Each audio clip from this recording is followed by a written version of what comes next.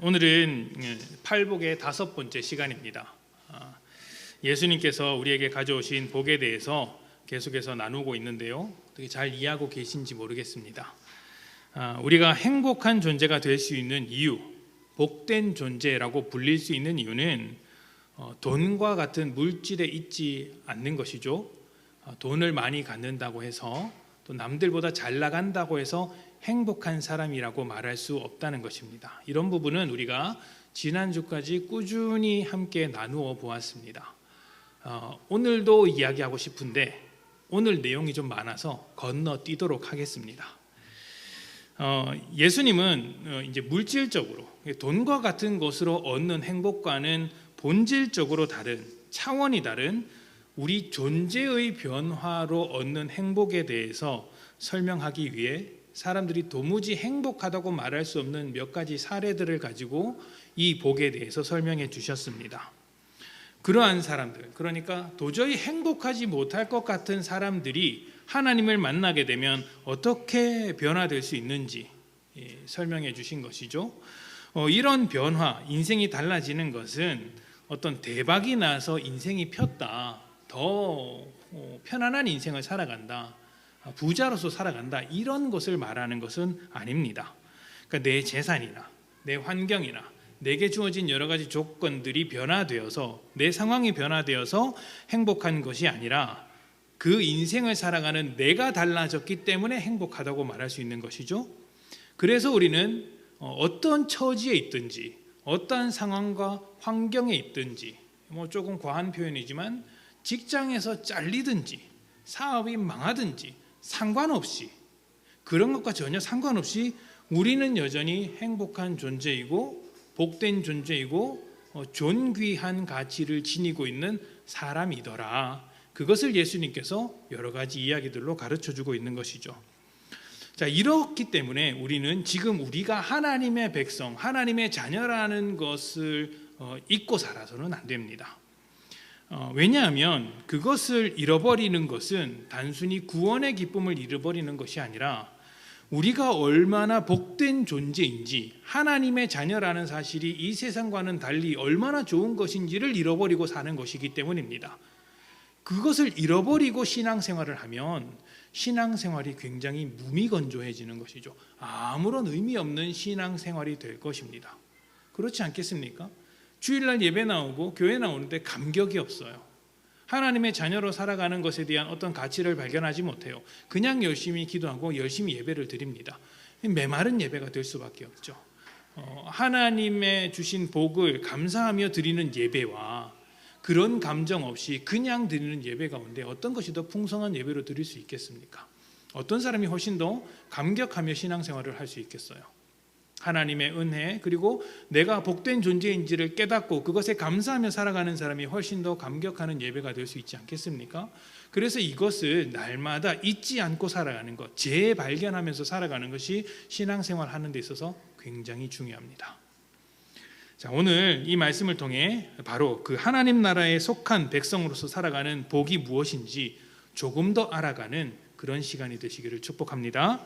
자, 말씀을 한 번 더 보겠습니다. 5장 6절입니다. 의에 줄이고 목마른 자는 복이 있나니 그들이 배에 부를 것이며. 아멘. 자, 일단 이제 줄이고 목마르다라는 표현부터 생각해 보겠습니다. 자, 이 말이요, 그냥 한두 끼 굶어서 배고픈 상태가 아니라 극심한 고통을 말하는 거예요. 배가 너무너무 고파서 당장 한 끼 먹지 않으면, 당장 물 한 잔 마시지 않으면 죽을 것 같은 극심한 고통의 상태라고 볼 수 있습니다. 제가 예전에 중학교 시절에요, 그 학교 선생님께서 베트남 전쟁에 이제 파병 갔다 온 이야기를 해주신 적이 있습니다. 그분이 이제 부대원들과 베트남 그 적진 한 가운데서 고립이 되었다고 합니다. 이 고립이 되었는데 마침 가지고 간 식량도 다 떨어지고 수통에 있는 물도 다 떨어지고 어떻게 할 수가 없더라는 거예요. 총을 쏠 수도 없는 것이죠. 총을 함부로 쐈다가는 적군이 와서 이제 위치가 발각되니까, 그래서 아무것도 못하고 그냥 그 이제 숲 가운데 진흙 같은 곳에서 몸을 뉘어서 이렇게 있는데 진흙이라서 마실 수도 없는 거예요. 그렇게 근근히 버티고 있고 하루 이틀 3일이 지났다고 합니다. 그러니까 어느 정도로 지금 너무 괴로웠느냐면 자기 인생에 있어서 가장 괴로운 시간이었는데 밤을 지새고 나면 그 총에 들고 있는 총에 이슬이 이렇게 맺힌다고 합니다. 이슬이 너무 목마르니까 그 총에 있는 이슬을 핥는 거예요. 그 핥고 나면 총이 바짝바짝 말라 있었다고 합니다. 자기 입안이 너무 건조하다 보니까 그 숲속에 있는데도 입이 건조하다 보니까 핥으면 총이 바짝바짝 마를 정도였다고 하는 것이죠. 그러니까 그게 얼마나 힘든 시간이었겠습니까? 그렇게 이제 거의 죽기 직전까지 갔을 때 저 멀리서 구조 헬기가 오는 소리가 들리더라는 것이죠. 그러니까 구조를 기다리고 있는데 그 구조 헬기가 착륙하지 않고 가장 먼저 무엇을 떨어뜨려 주냐면 그 큰 드럼통 몇 개를 이렇게 쿵쿵 떨어뜨려 주더랍니다. 그러니까 보급품인 것이죠. 일단 살라고. 그래서 이제 그 순간 정신이 번쩍 들어서 그 보급 있는 데까지 열심히 언덕으로 올라갔다고 합니다. 그 올라가서 그 드럼통을 딱 열어보니까 뭐가 있느냐면 그 드럼통 안에 물이 가득하게 있었던 거죠. 물. 그러니까 이제 사람이 눈이 돌아가는 거예요. 며칠씩 지금 이제 물을 못 먹고 있다가 물을 보니까 눈이 돌아가서 그 드럼통 안에 자기 몸을 푹 담그고 벌컥벌컥 마셔댔답니다. 그렇게 한 사람이 단번에 마신 물의 양이 본인이 기억하기로는 그 드럼통의 반이 넘는다고 해요. 한 번에. 제 경험상 군대 이야기는 그대로 믿으면 안 됩니다. 약간 그런 게 있습니다.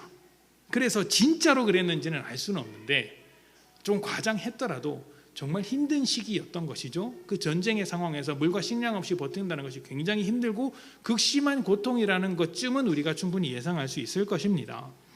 지금 말씀에서 줄이고 목마른 정도가 그 정도의 상황인 거예요.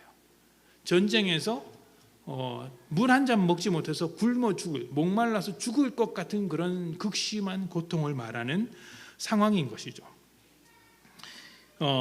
행복할 수 있을까요? 이런 상황에서? 없죠. 행복할 수 없습니다. 그런데 예수님은 그런 사람들에게 행복하다고 말씀하셨습니다. 그런데 여기서 조금 더 주의 깊게 봐야 될 표현이 있죠. 무엇에 줄이고 목말라 하는가입니다. 진짜 물은 아니고 예수님의 말씀에 따르면 의에 줄이고 목마른 자라고 이야기를 합니다. 그래서 우리는 이 의라는 것을 한번 생각해 보아야 합니다.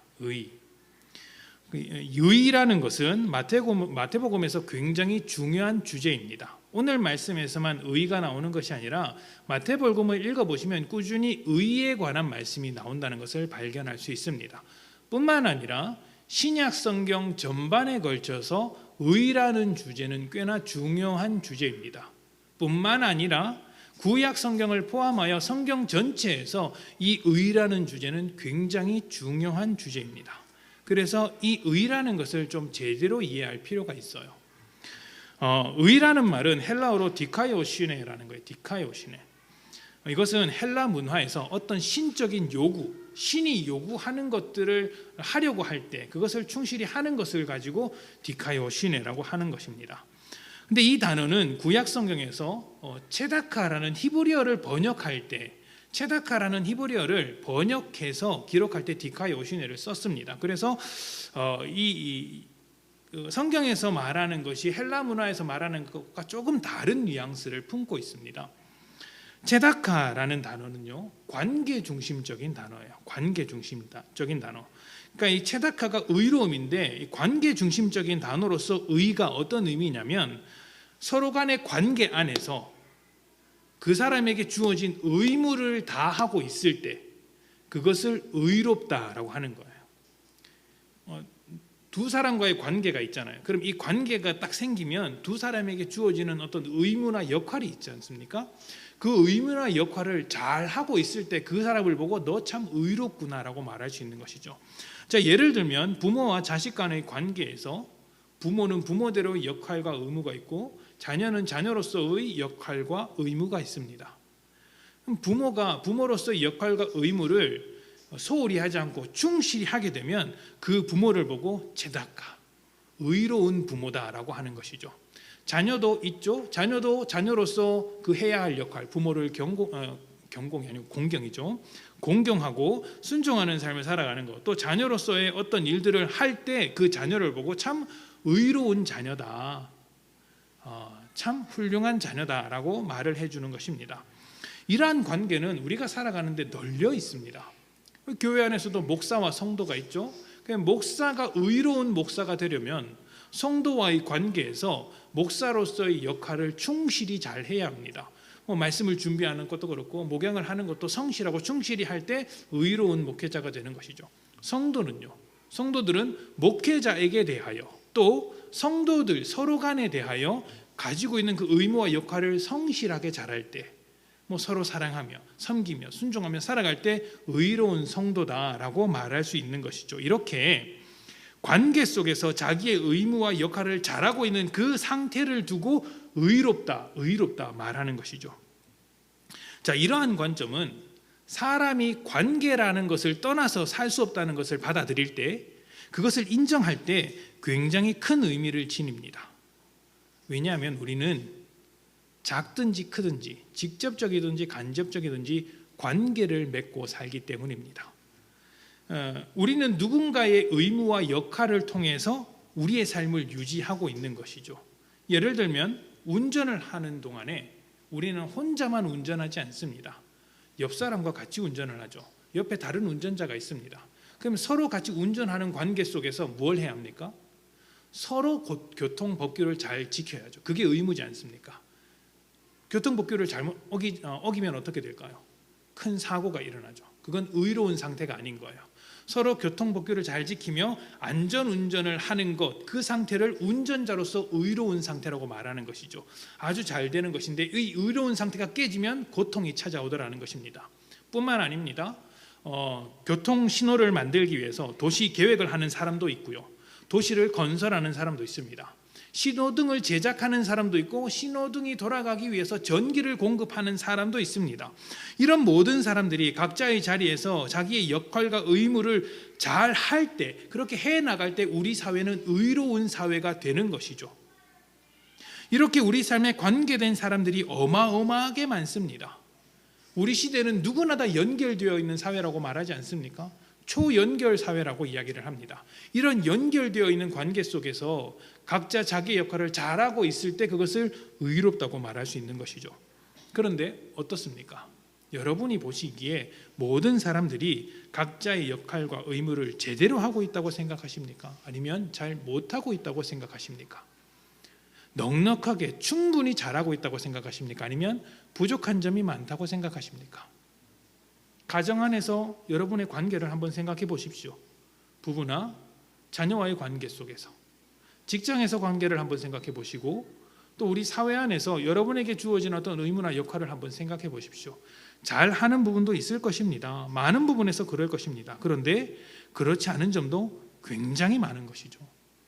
왜 못할까요? 게을러서 못할 수도 있고요. 내가 좀 이기적이라서 못할 수도 있습니다. 또 잘하려고 하는데, 한번 해보려고 하는데 능력이 안 돼서 못하는 경우도 있습니다. 능력이 안 돼서. 그러니 어떻습니까? 교통사고가 일어나는 것처럼 고통스럽죠. 내 역할과 의무를 다 하지 못하니까 고통스러운 것입니다. 서로 간의 관계 속에서 자기 역할을 못하고 있으니 그로 인해서 고통이 매우 심각합니다. 이런 고통을 관계적인 역할에서 따져보면 이제 사람의 입장에서 두 가지, 그리고 그 두 가지를 관통하는 한 가지를 확인할 수 있습니다. 총 세 가지죠. 먼저는 관계 안에서 개인적인 역할을 하지 못해서 생기는 고통입니다. 이런 것은 내 개인의 의무와 역할, 어떤 윤리적인 부분일 거예요. 이런 것을 잘하지 못해서 생기는 고통을 우리는 너무나도 잘 알고 있습니다. 팔복에서도 그것을 충분히 설명했습니다. 어떻게 설명했어요? 심령이 가난한 것으로 설명했잖아요. 심령이 가난한 자. 그래서 애통하는 모습. 그러니까 내가 해야 할 역할, 내가 가지고 있어야 할 위치를 잘 못하는 것처럼 보인다. 근데 그것을 도저히 극복할 능력이 없다. 그래서 내가 심령이 가난한 자고 고통스러운 것이죠. 사회적인 역할이 제대로 돌아가지 않아서 고통스러운 경우도 있습니다.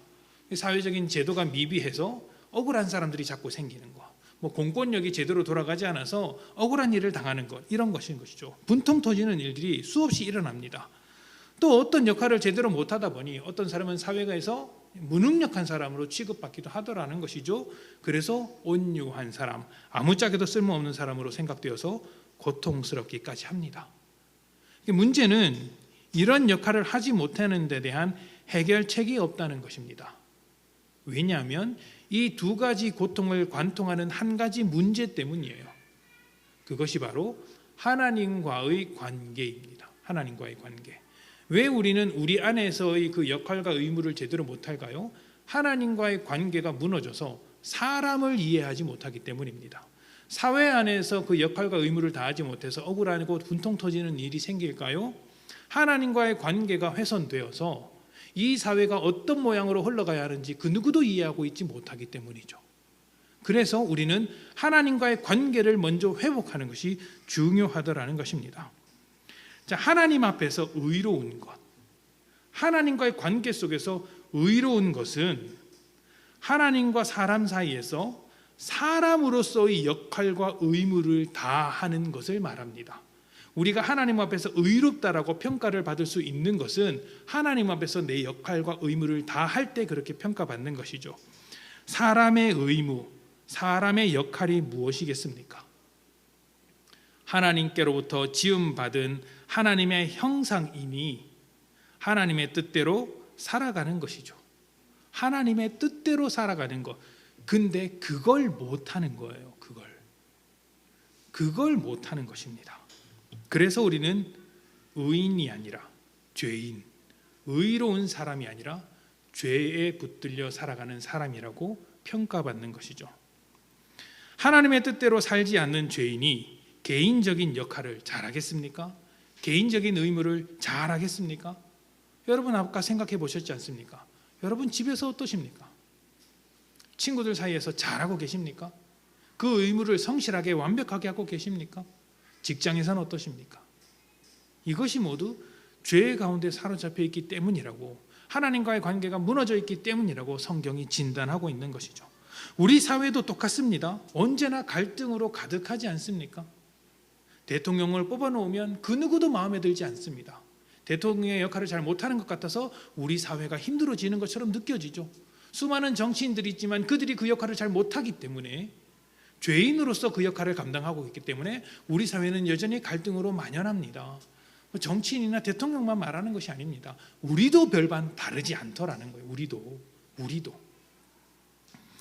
그럼 왜 그럴까요? 기술과 지식은 늘어나지만 사회 갈등은 해결될 기미가 보이지 않습니다. 왜 그럴까요?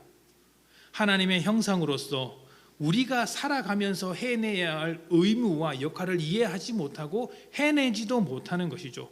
그래서 우리는 지금 의로운 것에 대하여 매우 목마른 상태라고 말할 수 있는 것입니다. 매우 배고픈 상태라고 할 수 있는 것이죠. 채워지지 않는 의에 대한 목마름으로 고통받고 있는 삶을 살고 있더라. 이것이 인생을 바라보시는 하나님의 관점입니다. 로마서 3장 20절입니다.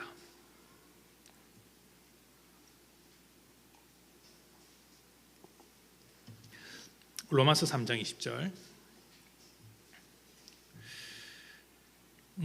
일부 예배 때 예배를 드리면서 이제 몇 가지 오타를 발견했습니다. 이게 한두 번이겠습니까? 오타가 자주 일어나죠. 제가 오늘 말씀은 좀 더 늦게 준비가 돼서, 제가 말씀을 다 준비가 끝나야 PPT도 만들고 주보도 만들고 하거든요. 그래서 이제 이게 늦게 끝나면 끝날수록 제가 정신없이 이제 타자를 칩니다. 그러다 보니까 오타가 일어납니다. 그러니까 어느 순간인가 이 화면이나 주보에 오타가 보이면 이게 졸면서 쳤구나, 긍휼한 마음으로 봐주시면 되겠습니다. 자, 로마서 3장 20절입니다. 함께 볼까요? 그러므로 율법의 행위로 그의 앞에 의롭다 하심을 얻을 육체가 없나니 율법으로는 죄를 깨달음이라. 아멘. 자, 율법이 뭐냐면요, 하나님께서 주신 삶의 원리, 하나님의 뜻을 그 당시 시대 속에서 살아갈 수 있도록 정리해서 주신 거예요. 그 당시 사람들이 하나님의 뜻대로 살아갈 수 있도록 하나님께서 그 당시 상황에 맞게 정리해서 주신 것입니다. 우리나라 헌법에도 그 헌법 규정이 있지만 그 헌법 안에는, 법 안에는 우리나라가 지향하는 가치가 있습니다. 자유와 평등과 인간 존중과 같은 여러 가지 가치가 담겨 있습니다. 율법도 그렇다는 거예요. 단지 법 항목 하나하나가 중요하다는 것이 아니라 그 율법이 지향하고 있는 가치, 그것이 담고 있는 어떤 내용들이 훨씬 더 중요하다는 것이죠. 무엇이 담겨 있을까요? 하나님의 여러 가치들, 하나님의 마음들이 담겨 있는 것입니다. 그래서 이스라엘 사람들은 율법을 통해서 하나님의 마음을 쫓아 살아갈 수 있었던 것이고 하나님의 뜻을 재발견하면서 살아갈 수 있었습니다.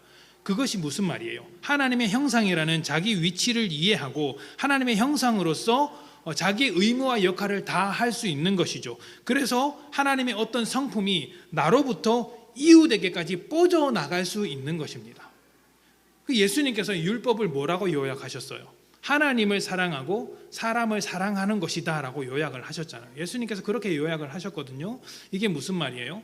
하나님을 사랑하는 사람이라면 하나님의 마음과 뜻과 가치를 그대로 받아들일 것이고 그러면 그것을 가지고 이웃을 사랑하게 된다는 것이죠. 하나님을 사랑하듯이 사람을 사랑하는 것, 이것이 율법의 전부라는 것입니다.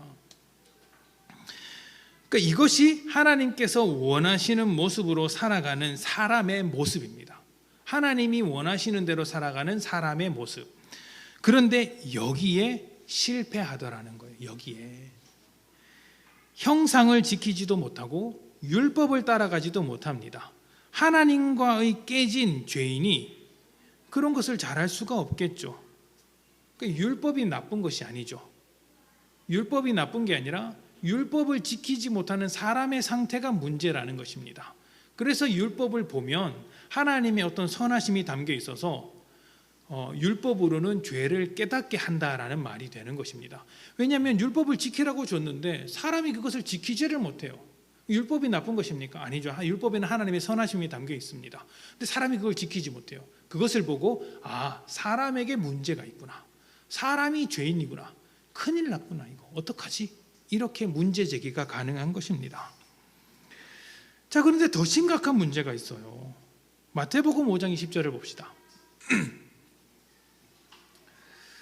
마태복음 5장 20절. 내가 너희에게 이르노니 너희 의가 서기관과 바리새인보다 더 낫지 못하면 결코 천국에 들어가지 못하리라. 아멘.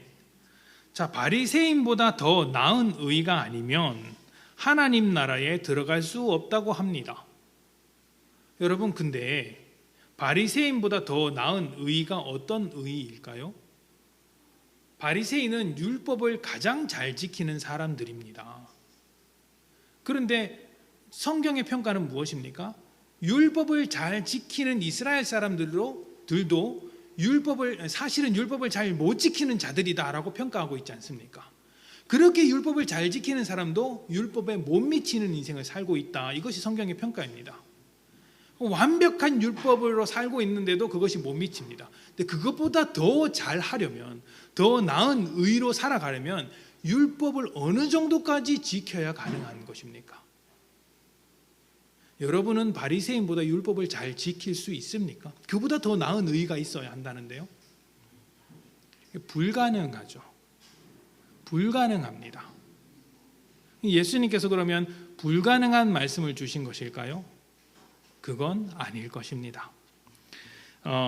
여기서 그보다 나은 의라는 것은 율법에 드러난 하나님의 뜻을 온전히 이룰 수 있는 하나님의 형상을 완벽하게 회복할 수 있는 의를 말하는 거예요. 그러니까 바리새인들이 율법에서 지키고자 했던 그런 하나님의 뜻보다 훨씬 더 완벽하게 하나님의 형상을 쫓아가는 인생이 된다면 그것이 하나님 나라의 인생이다 라고 말하는 거예요. 이것은 얼마나 더 잘 지켰느냐, 분량의 문제가 아니라 어떤 존재의 문제예요.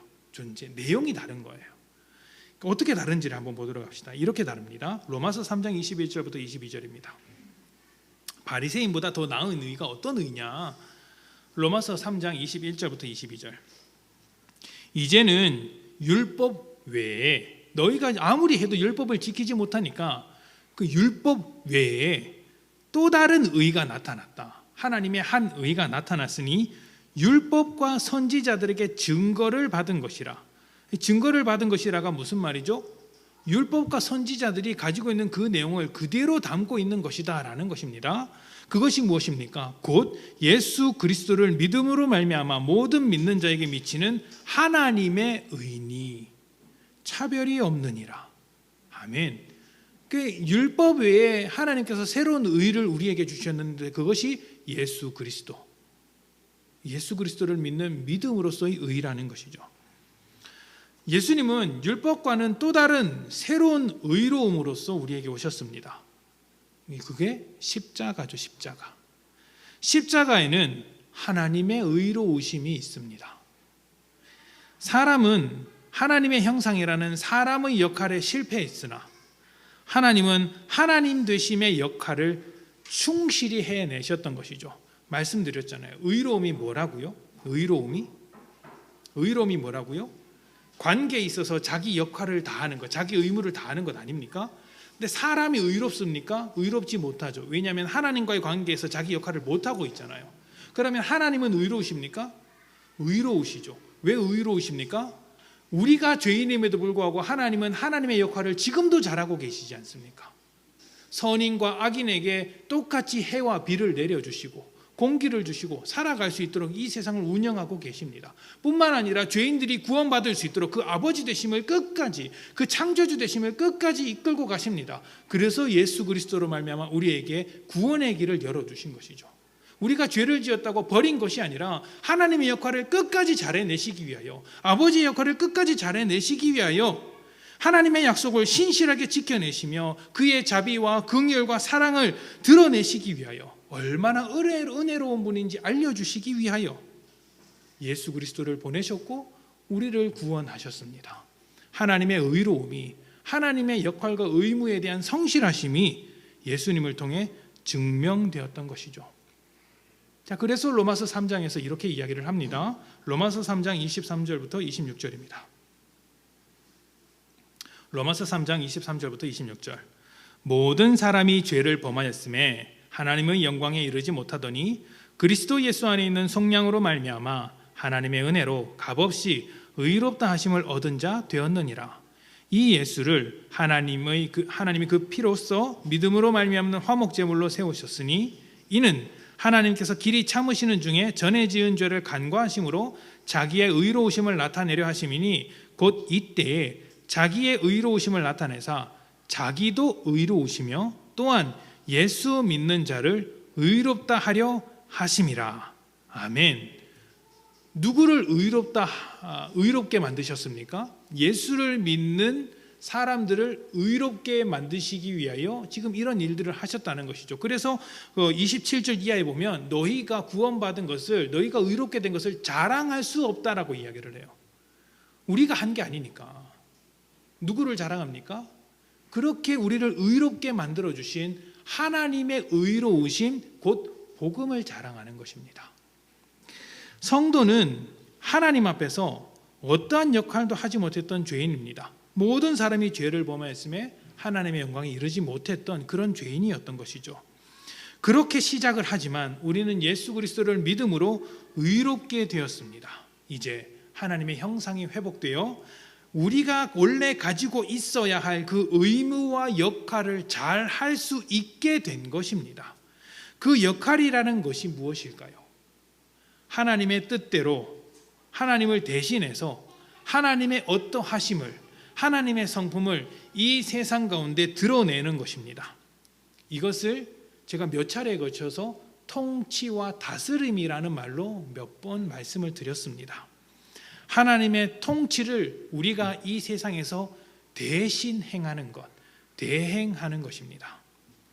우리가 하나님의 형상으로 세상을 다스리는 모습이 우리 삶의 의무이자 책임입니다. 어떻게 해야 할까요? 하나님께서 우리의 가정을 다스리듯이 우리도 가정을 다스려야 합니다. 이 다스린다는 말이 좀 권위적으로 들리십니까? 그럼 말을 좀 바꾸죠. 하나님께서 우리의 가정을 돌보시듯이 우리도 가정을 돌보아야 합니다. 하나님께서 이웃을 돌보듯이 하나님의 형상인 우리도 이웃을 하나님처럼 돌보아 주어야 합니다.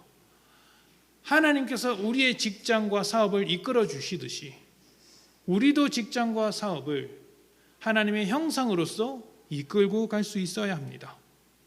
우리와 관계된 모든 곳에서 그렇게 해야 합니다. 하나님께서 우리를 위해 참으시고 긍휼하시며 자비하셨던 것과 같이 우리도 그렇게 살아가는 것이죠.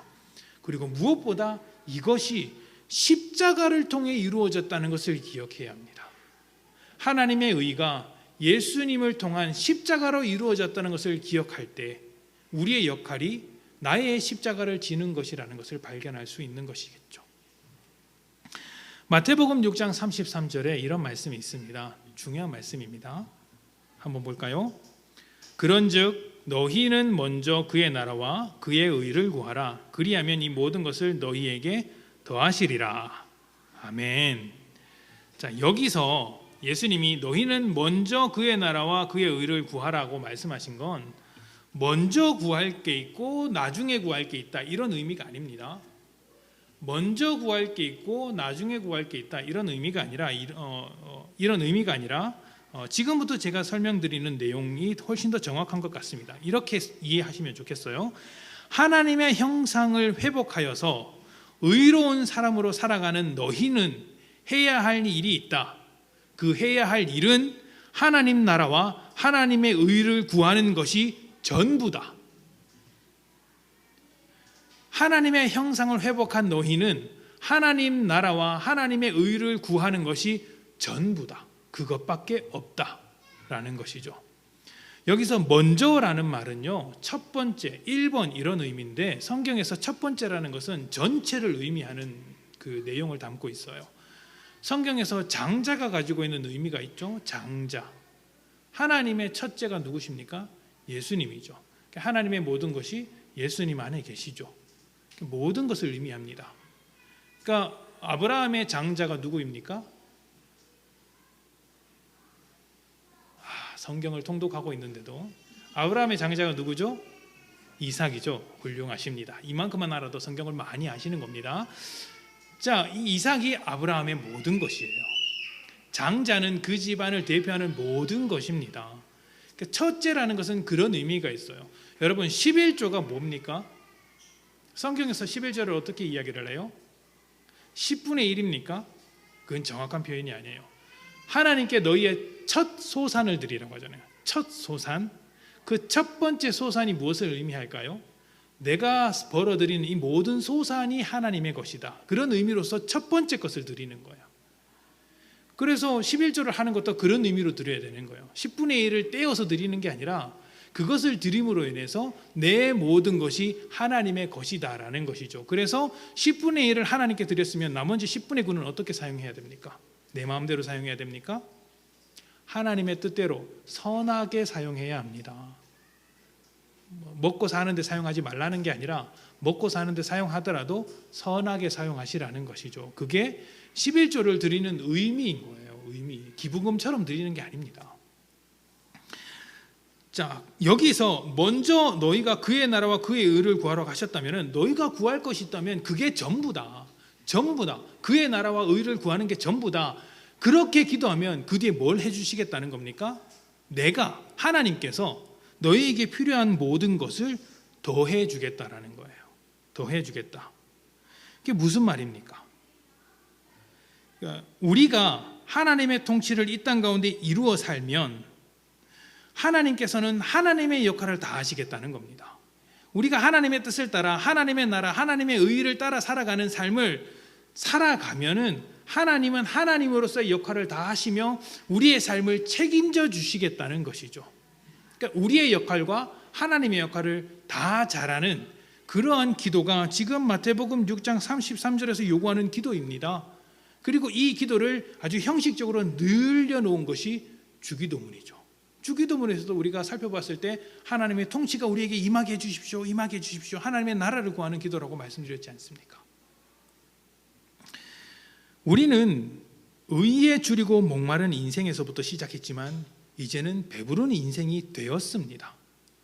예수님께서 하나님의 의로우심을 우리에게 채워주셨기 때문이죠. 우리는 의로운 사람입니다. 하나님의 자녀로서 의롭습니다.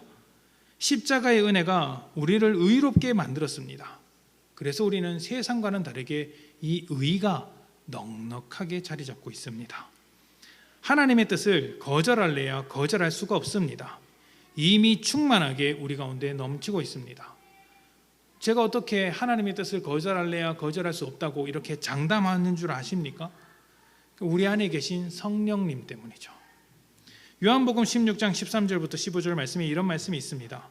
그러나 진리의 성령이 오시면 그가 너희를 모든 진리 가운데로 인도하시리니 그가 스스로 말하지 않고 오직 들은 것을 말하며 장래 일을 너희에게 알리시리라. 그가 내 영광을 나타내리니 내 것을 가지고 너희에게 알리시겠음이라. 무릇 아버지께 있는 것은 다 내 것이라. 그러므로 내가 말하기를 그가 내 것을 가지고 너희에게 알리시리라 하였노라. 아멘. 자, 하나님의 뜻을 따르면서 살아가는 것이 우리의 의무고 역할이지 않습니까? 이것을 자꾸 실패하니까 하나님께서는 그 하나님의 뜻을 우리 마음속에서부터 가르쳐 줄 수 있도록 성령님을 보내주셨습니다.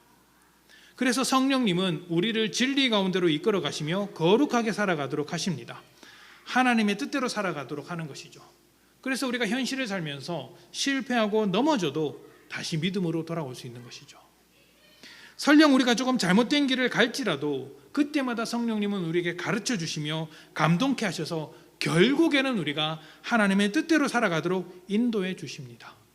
그러니까 우리가 하나님의 뜻대로 살지 않게 된다면, 그러니까 하나님 앞에서 뭔가 범죄하는 모습들이 드러나게 된다면 우리 마음에서부터 어떤 찝찝함이 생기지 않습니까?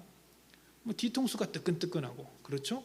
맛있는 걸 먹으면서도 이게 진짜 맛있는지 아닌지를 잘 모릅니다. 하나님의 뜻대로 살지 않는다면. 왜 그럴까요? 그런 어떤 성령님의 일하심, 영적인 감각이 자꾸 하나님의 뜻대로 살아가도록 우리를 이끌어가는 것이죠. 그렇게 이끌어가는 것입니다. 그러면 우리는 그 안에서 말씀하시는 성령님을 통해 그 말씀을 의지하여 순종하며 살아가야 하는 것이겠죠. 자, 마태복음 5장 48절입니다. 그렇게 인도해 주실 때 우리가 살아가야 할 모습을 마태복음 5장 48절에서는 이렇게 이야기를 합니다. 그러므로 하늘에 계신 너희 아버지의 온전하심과 같이 너희도 온전하라. 온전하라. 누구처럼? 하나님처럼.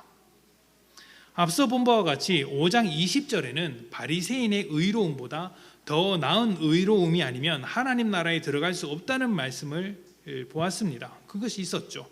그리고 그 말씀의 쭉 연장선상에서 48절에 이렇게 이야기를 합니다. 바리새인보다 나은 의를 가지라. 그것이 무엇이냐? 하나님의 온전하심과 같이 너희가 온전해지는 것이다. 자, 그러면 하나님과 온전한 것과 같이 온전한 것이 어떠한 삶일까요? 5장 20절부터 5장 48절 그 사이에 쭉 기록되어 있습니다. 설명되어 있는 것이죠. 제가 좀 시간이 너무 늦었기 때문에 그 말씀을 하나하나 따져보지는 않겠습니다. 집에 가서 한번 묵상해 보십시오. 근데 간단하게 설명을 드리겠습니다. 자, 율법에는 살인하지 말라고 했습니다. 살인하지 말라. 그리고 바리새인들은 이 말씀을 아주 잘 지켰을 것입니다. 하지만 예수님은 그것을 넘어서서 형제에게 화를 내지도 말고 욕도 하지 말라고 하셨습니다. 뿐만 아니라 더 나아가서 네가 형제에게 잘못한 일이 있으면 하나님 앞에 예물을 바치기 전에 먼저 나아가서 사과하고 배상해 주라고 말씀하셨던 것이죠. 그러니까 마음속에서부터 우러나오는 사랑을 요구하셨던 것입니다. 마음에서부터 미워하지 말라. 바리새인들은 미워하는 마음이 있어도 살인하지 않았으면 괜찮다라고 말했습니다. 그런데 예수님은 마음속에서부터 그렇게 하지 말라고 하셨던 것이죠. 하나님께서 사람을 사랑하셨듯이 우리도 그렇게 사랑하라고 하셨던 것입니다. 그것이 살인하지 않는 행위를 넘어서서 마음에서부터 의롭게 살아가는 모양입니다. 그 다음으로는 간음하지 말라는 말씀이 있습니다. 간음하지 말라는 율법이 있죠. 그런데 예수님은 아예 마음에서부터 음욕을 품지 말라고 하시는 것입니다. 음욕을 품지 말라. 또 증서를 써주면 얼마든지 이혼할 수 있다라는 율법이 있는데 예수님은 거기다 한술 더 떠서 아내를 버리지 말라라고 하셨던 것이죠. 이 이혼에 관해서는 이제 다양하게 해석하는 분들이 계신데 저는 이 율법에 대한 규정이 그 당시의 기준을 놓고 먼저 해석하고 그것을 가지고 오늘날 받아들여야 된다라는 입장을 가지고 있기 때문에 오늘날에 일어나는 다양한 이혼의 문제를 이 말씀 한 구절로 다 설명할 수는 없다고 생각을 합니다. 그렇다고 이혼을 해도 되냐? 그런 건 아니죠. 하지 않는 것이 하나님의 뜻이죠. 그러나 현실의 삶 가운데 그런 문제가 완전히 있을 수 없다, 그런 건 말하기 어렵다라는 것입니다. 현실이 그렇다라는 것이죠. 기회가 되면 이런 부분은 또 다시 한번 이야기해 보겠습니다. 어찌되었든 그 당시 사람들이 이혼을 얼마나 쉽게 했느냐면, 여자들 입장에서는 여자들의 그 입장이 지금과는 달랐지 않습니까? 어느 정도였냐면, 그 밥을 먹다가 대부분 남편이 돈을 벌어오고 아내가 이제 밥을 짓지 않습니까? 아내가 지어준 밥을 먹다가 돌을 씹었어요. 기분 나쁘잖아요. 그래서 내가 너를 이혼한다 이렇게 3번 이야기하면 이혼이 되는 거예요. 그런 시대였어요. 그러니까 이혼 증서를 써주면 이혼하라고 이야기를 하는 것이죠. 여자를 물건처럼 취급하던 시대였던 것이죠. 이게 그냥 이혼하는 문제가 아닙니다. 왜냐하면 그 당시에 그 광야, 지금 중동을 생각해 보십시오. 그 광야에 수천 년 지난 사회 속에, 수천 년 전 사회에서 여자들이 그 사회에서 동떨어져서 이혼해서 살아갈 수 있는 방법이 있을까요? 그 사막에서 남자들도 겨우 애를 써서 힘을 써서 살아가는 사회에서 여자들이 그렇게 홀로 살아갈 수 있겠습니까? 없죠. 그래서 이제 어떤 그 몸을 파는 일들이 그 당시 굉장히 많았던 것입니다. 살아야 되니까. 저는 그렇게 봅니다. 근데 이제 버리는 것은 죽으라는 이야기잖아요. 그래서 버리지 말라고 하는 것입니다. 버리지 말라. 예수님께서 딱 선을 그어 버리는 것이죠. 뿐만 아니라 율법에는 눈에는 눈, 이에는 이로 갚으라라는 말이 있습니다. 이 눈에는 눈, 이에는 이를 갚아라는 것은 반드시 복수해라 이런 게 아니라, 사람이 피해를 입으면 억울한 마음에 남에게 더 피해를 끼치고 싶은 마음이 듭니다. 한 대 맞으면 2대 때리고 싶은 게 사람의 마음 아닙니까? 그러니까 그렇게 하지 말고 딱 눈을 다쳤으면 눈까지만 해라. 이를 다쳤으면 이까지만 해라. 그런데 사람이 이가 부러졌어요. 그럼 어떻게 해야 됩니까? 하지 말라, 이런 의미인 거거든요. 그러니까 너희의 분노를 제한하라는 것입니다. 그런데 예수님은 뭐라고 하십니까? 더 내어줘라라고 하는 거예요. 그 사람이 네 물건을 뺏어가면 그걸 복수할 생각을 하지 말고 그냥 더 내어줘라. 속옷을 가져가면 겉옷까지 내어줘라. 오른뺨을 맞으면 왼뺨까지 맞아라. 이렇게 이야기를 하시는 거죠. 그게 무엇입니까? 마음속에서부터 변화된 의로움이 너희에게 있어야 한다. 하나님의 뜻대로 살아가는 그 모양이 마음속에서부터 쏟아나와야 합니다. 그렇게 나오는 거예요. 그리고 이 말씀이 계속해서 발전해서 나가요. 그 20절에서부터 48절까지 어디까지 이어질까요? 원수를 사랑하라까지 가는 거예요. 원수를 사랑하라까지. 도무지 사랑할 수 없는 그 사람마저도 사랑할 수 있는 데까지 가라. 그 모양이 무엇입니까? 하나님의 온전하심과 같이 온전하게 되는 것. 하나님의 뜻대로 의롭게 살아가는 것, 사람이 마땅히 살아가야 할 삶의 모습으로 살아가는 것, 그것이 원수마저도 사랑하는 삶의 모양이다. 이런 모습은요, 하나님 나라의 백성, 하나님의 자녀가 되어서 하나님의 형상을 회복한 우리가 변화된 존재이기에 우리 속에서부터 나오는 의로운 모습입니다. 하나님께서 자기의 역할에 온전하심과 같이, 자기 자신의 역할에 충실하심과 같이 하나님의 자녀인 우리도 우리의 역할, 하나님의 뜻에 순종하는 역할, 사랑하는 역할에 온전하게 행하는 것이죠.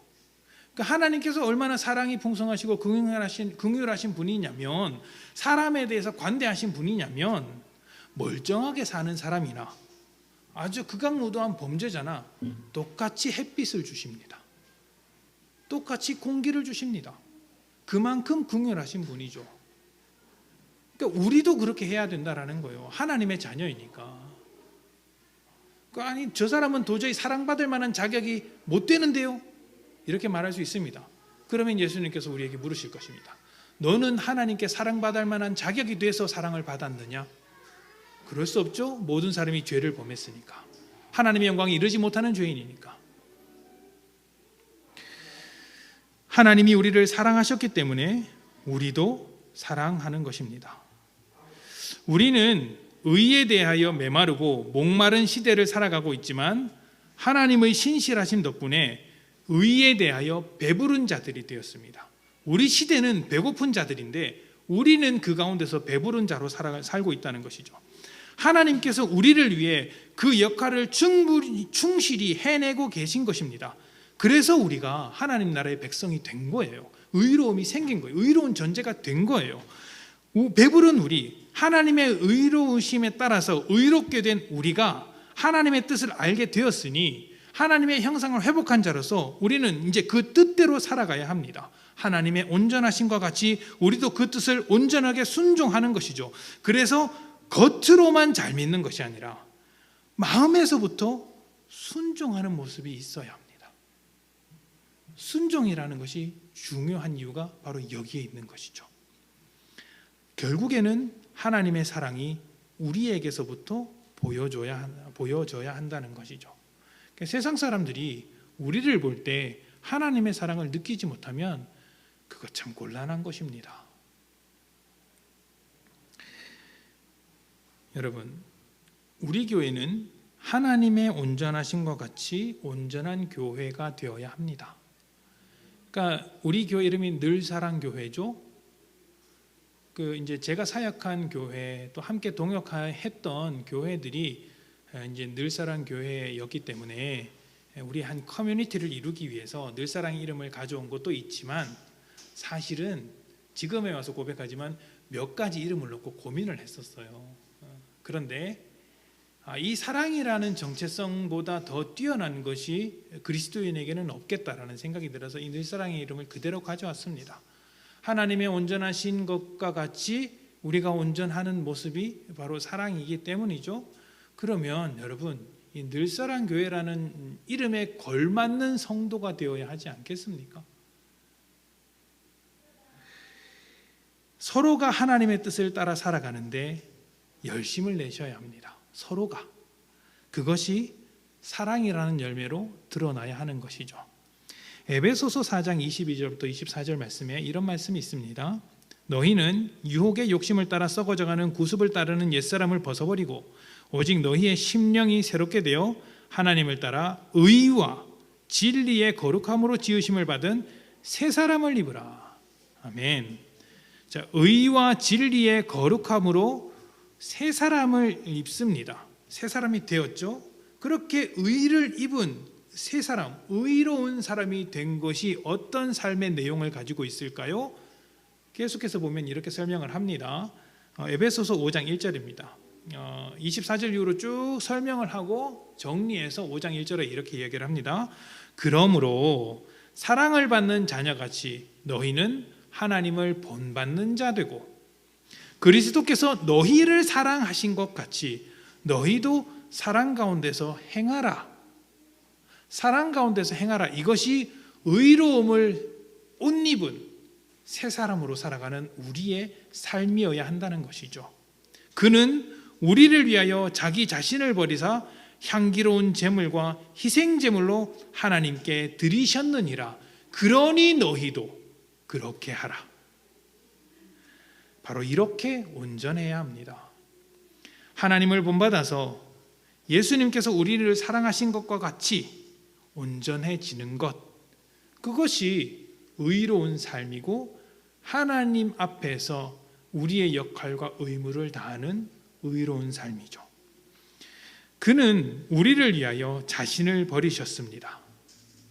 우리도 사랑해야 할 대상, 그들을 위해서 우리의 자신을 내려놓는 데까지 가야 합니다. 거기까지 가야 우리가 궁극적으로 의로운 존재라고 말할 수 있는 것이죠. 이것을 위해서 하나님은 끊임없이 말씀하시는 성령님을 우리에게 부어주셨고 우리를 구원하셨으며 자녀로 삼아 주셨습니다. 예수님께서 이미 우리를 하나님 나라에 들어가게 하셨습니다. 그러니 여러분, 우리 모두 주님의 뜻대로 살아가며 하나님의 완전하심과 같이 완전해지십시다. 하나님의 뜻에 순종하며 사람을 위해 십자가마저도 감당하는 그런 사랑으로서 의로운 것들이 우리 모두에게 가득하기를 축복합니다. 함께 기도합시다.